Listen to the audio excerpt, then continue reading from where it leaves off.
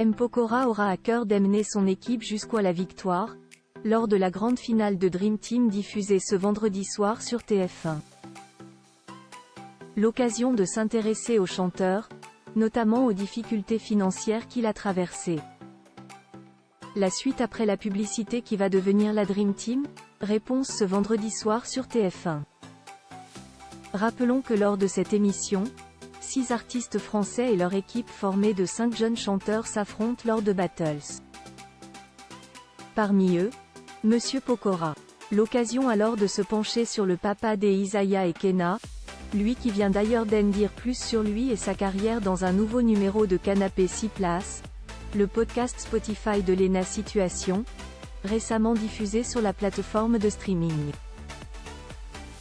Il a notamment été interrogé par la compagne du youtubeur Seb Lafrite sur la diffusion en juin dernier sur Énergie 12 d'un documentaire dans lequel il explique avoir été contraint de vendre son appartement et sa voiture, en raison de l'échec de Player, son 3e album solo, qui a la particularité de ne contenir que des morceaux en anglais.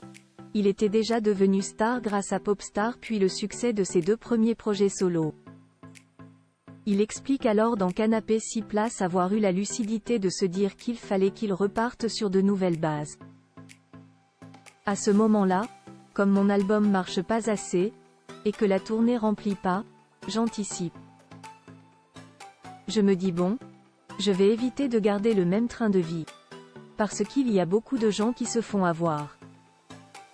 Il y a des footballeurs, qui après leur carrière, finissent ruinés malgré tout l'argent qu'ils ont empoché car ils ont un certain rythme de vie. Et que quand tout s'arrête, il faut continuer de payer les frais, les factures, les taxes etc. Monsieur Pokora, la tête à l'endroit, le mari de Christina Milian s'est donc dit: si jamais cela se passe pas bien, je préfère avoir des sous de côté, pour pouvoir rebondir sur quelque chose. Un choix qu'il ne regrette pas aujourd'hui, c'était la bonne décision. Cela m'a évité, le temps que je redécolle après avec juste une photo de toi, d'être en galère, quoi. J'aille pas de honte à le dire, et j'aille pas eu de honte à le faire. Faut juste anticiper, et ravaler son ego. Rappelons que l'artiste a également été amené durant cet entretien à s'exprimer sur sa famille, mais aussi sur son clash avec Aya Nakamura. Une interview dans laquelle il dit absolument tout. La suite après la publicité.